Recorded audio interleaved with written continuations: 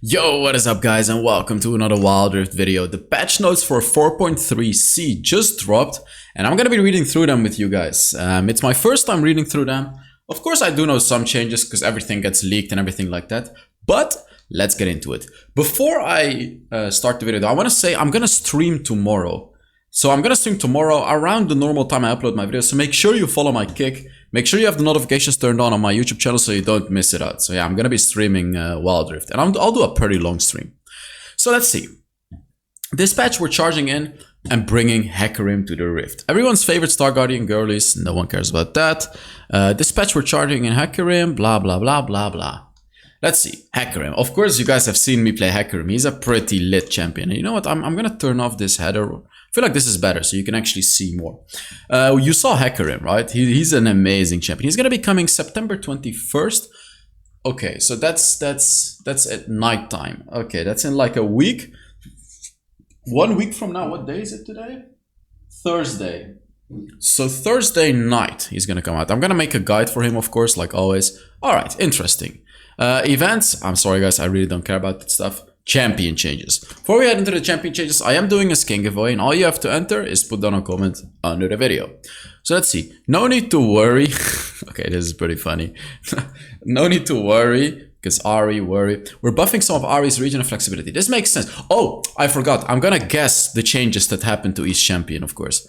So that she can pounce around teamfights and kite her enemies more smoothly. Ahri is very weak right now. Like a lot of champions are just broken, and Ahri is just very weak. So let's see what they're buffing about her. She gets more regeneration from takedowns. Okay, that's actually quite significant. 5% more AP and just a flat buff as well. So whenever you take down an enemy, she's gonna regenerate more HP. Okay, that's not necessarily a super significant buff, but it's just something. Second ability gives her more movement speed too. I don't think this is enough. I think they should buff her a little bit harder than this. She's actually quite weak right now. Annie, very obviously is getting a nerf. If Annie is not getting a nerf, I'm quitting Wild Rift right now. I swear to God. After her rework, Annie has been burning her foes. Yeah, exactly. Has been burning her foes to a crisp with her high damage burst and pouncing tibbers. To give her opponents more options when they're playing against her, we're lowering some of the damage she and her furry friend can deal.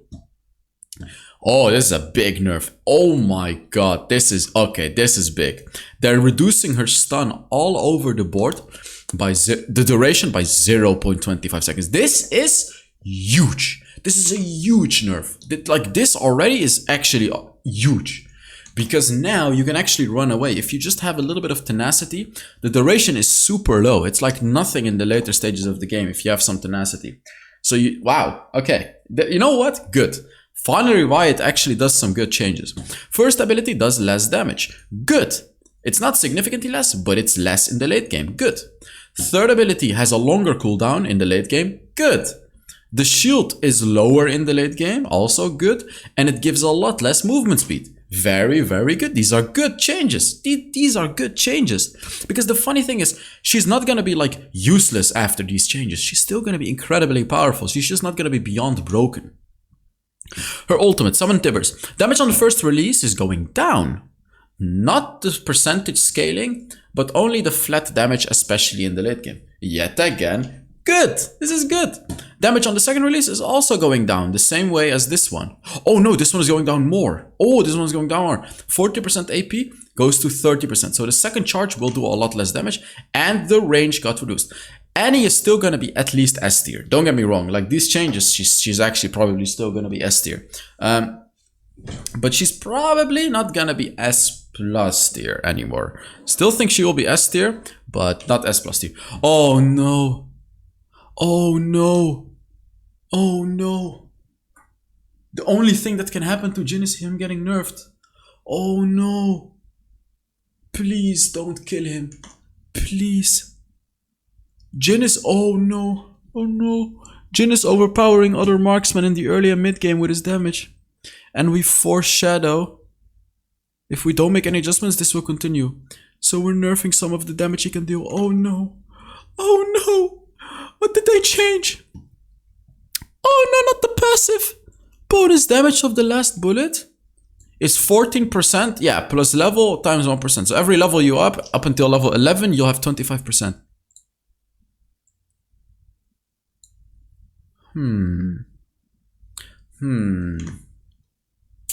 Oh man, that's actually pretty big, not gonna lie. Oh my god. So now, oh my god. So now at level 1, he'll only execute, his first shot will only do 11% missing health bonus damage. And only when he reaches level 15, which is of course the maximum level, it's gonna be at 25%. Oh lord, that's actually a huge nerf. Damn. I still think he'll be S tier, but this will bring him down. Surely Kai'Sa is getting a nerf too, right? Surely Kai'Sa is getting a nerf if he's getting nerfed like this.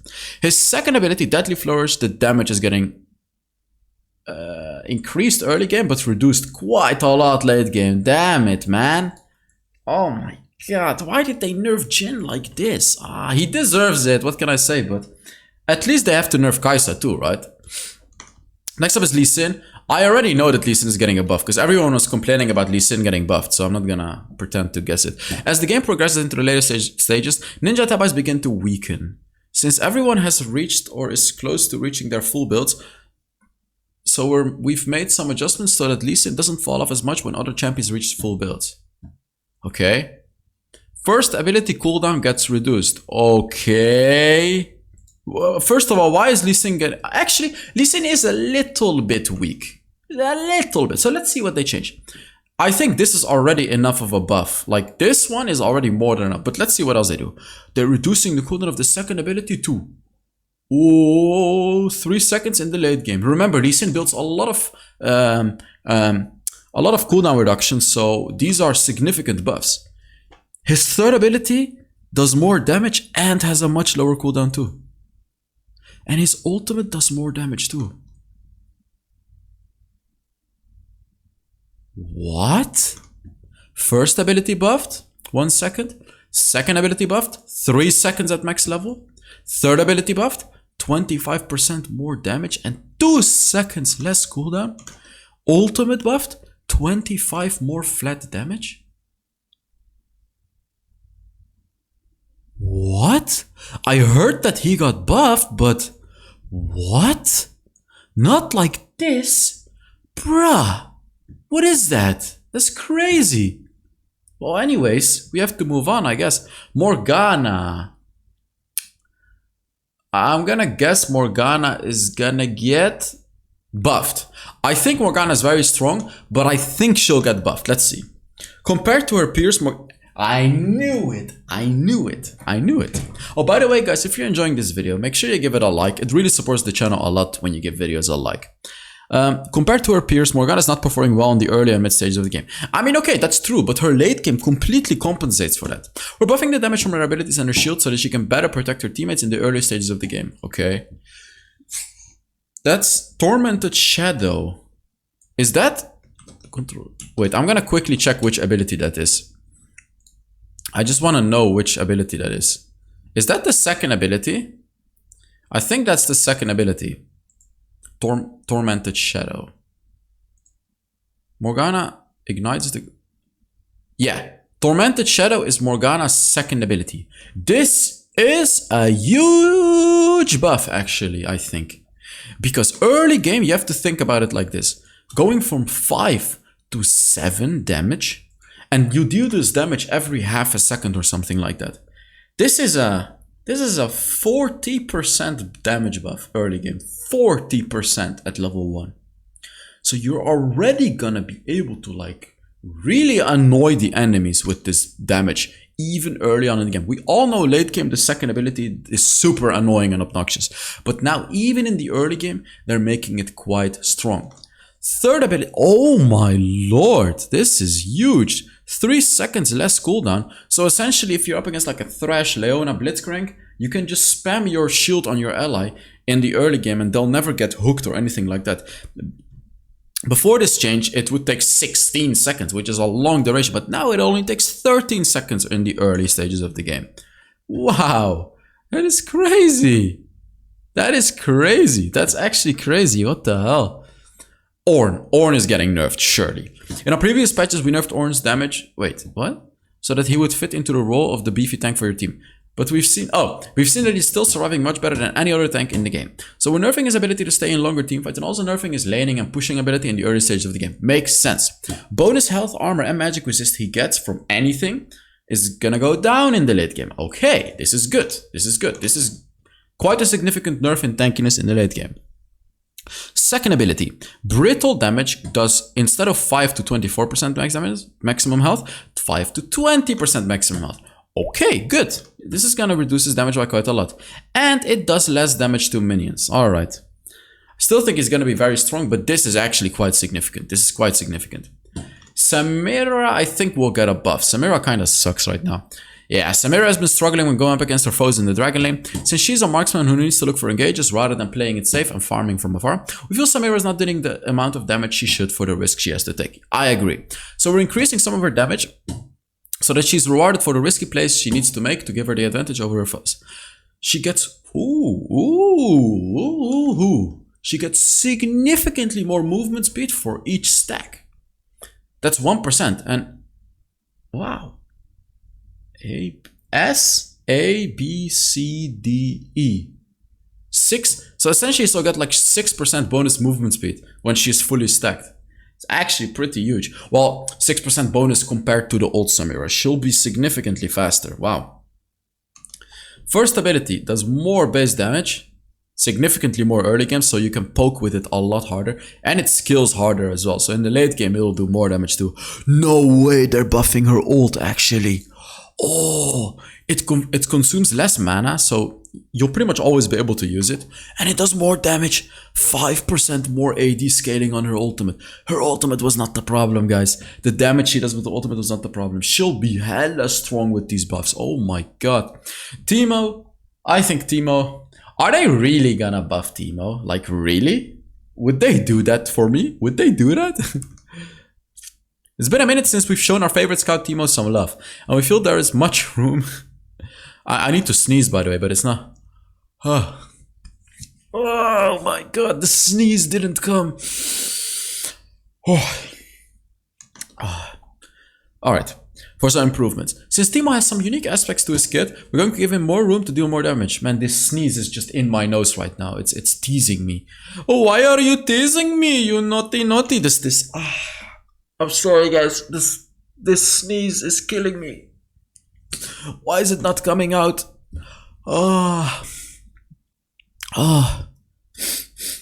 I'm dying from the inside.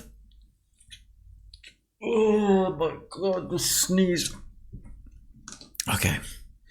We're going to give him more room to deal more damage in the mid to late stage of the game. I love that. They're buffing his late game, which will allow Teemo to provide more help to his team after the laning stage. His passive, Toxic Shot. It does 5 damage and then plus level times 2 plus a certain amount of ability power. Now it does 5 plus level times 3. Okay. Plus 9% ability power. Significantly more burning. Oh my god. Second ability is getting buffed. Let's go, baby. Let's go, baby. Teemo is in the house. So you have more mobility. He's gonna be quicker. And his ultimate does more damage. Oh my god. I cannot wait to abuse this champion. Oh my god. Oh, I'm gonna play Teemo. I'm gonna destroy people with Teemo. Ho ho. Tryndamere very obviously gonna get a buff. Very, very obviously. He sucks. Tryndamere is struggling to go toe-to-toe with other carry champions. I just hope his buff is not too much, especially in higher levels of play. So we're buffing his regeneration, which should help him perform better in lane. Every point of fury brings bonus regeneration. Okay. He just regenerates more HP with his first ability. When you have a lot of fury, he's just gonna regenerate a little bit more HP, especially a lot more early game. But in the early game, it goes from 0.7 to 1, which is a big buff. But late game, it goes from 2.5 to 2.8, which is not as significant of a buff as this one is. This is like a 40%. It's actually like, it's how much of a buff? 40.2857142% buff. Wow, that's pretty crazy actually. Damn. So let's see. I guarantee you, take a calculator and I'm right, even until the decimals, by the way. Don't ask me how I did it. I just did it. So I think this is his second ability. They're reducing the cooldown by two seconds. He's still gonna be trash. Like, it's not gonna do anything. Vayne is hopefully getting nerfed. She's still very strong. Marksman rely heavily on attack speed. And since all of our adjustments to the runes and boot systems, Vayne has gained too many benefits. I'm still waiting for the Kai'Sa. Oh wait, I can just see. There is no Kai'Sa nerf, guys. You can see here all the champions. There is no Kai'Sa. They're nerfing Vayne, they're nerfing Jhin, but they're not touching Kai'Sa. What the hell was wrong with them, man? Like, actually... Vayne has gained too many benefits. We're slightly adjusting our attack speed per level and lowering some of our survivability, so that if you pick Vayne in the Baron lane, you'll face more risk in the early stages of the game. Yeah, that was the biggest problem, Vayne Baron lane. She gets 1% less attack speed per level, significant nerf actually. When you're level 15, it'll be like 15% less attack speed. Bonus movement speed from her passive goes down by 5, 5, 10, especially in the late game. Wowee, this is huge again. Third ability cooldown goes up in the early game. Alright, I think these are actually good changes to Vayne. This one is maybe a bit of an overkill, but like this is gonna make ADC Vayne quite weak. Baron lane Vayne will be weaker as well, but it's probably still playable. But like ADC Vayne is actually gonna be hurt quite a lot by this. Vladimir, I'm not even gonna guess. We all know what's gonna happen to Vladimir. He's way too broken. Since Vladimir's release, he's ruled the Rift with this excellent sustain and high damage in the later stages of the game. On top of that, he's also performing well in every single lane. So we're adjusting him to even the playing field. Transfusion, that's his first ability. Crimson Rush regeneration 20 plus level times 12 plus 5% plus 0.04% ability power. Okay, times health lost. Okay, now it goes to 20 plus level times 10. So that's already, you know, 2 times your level less. And then 5% plus 0.03% ability power times health loss. Significant healing nerf on his first ability. He's definitely going to heal a lot less. Sanguine Pool, I don't know which ability it is. I think that's his second ability. I'm not sure, but we'll see. Whatever it is, it's getting nerfed quite significantly from 3% maximum health to 2%. A lot less damage. And this, I think, is his ultimate. I don't know what ability, but again, looks like a very significant nerf. They're nerfing the flat damage. Look, the flat damage is getting nerfed. They're nerfing the percentage damage. And they're reducing the percentage maximum health damage. This is actually huge nerfs to Vladimir. I still think he's going to be playable, but I don't think he's going to be broken anymore. Probably just an S tier champion. He's probably going to get permabanned regardless until after like a week or so when people realize he's really not that strong anymore. We're going to get a High Noon Hecarim, Prestige, Valiant, Sword, Riven. Doesn't Riven have like a million skins already? Why the hell are we getting Riven skins? Immortal Journey Diana, Immortal Journey Tryndamere, Star Guardian Ahri, Star Guardian Kai'Sa. Oh, Star Guardian Kai'Sa, that's a pretty funny skin. I've played it on Teamfight Tactics before. Oh, baby, Sona skin, let's go! I'm not gonna buy it, but I'm happy. Star Guardian, I haven't bought any skins for like a year or so, because I dislike Riot right now. So I don't really buy skins anymore. Star Guardian Zoe, alright. Interesting. So thank you all so much for watching. I really hope you enjoyed this video, and I will see you all in the Wild Rift stream tomorrow. Bye bye.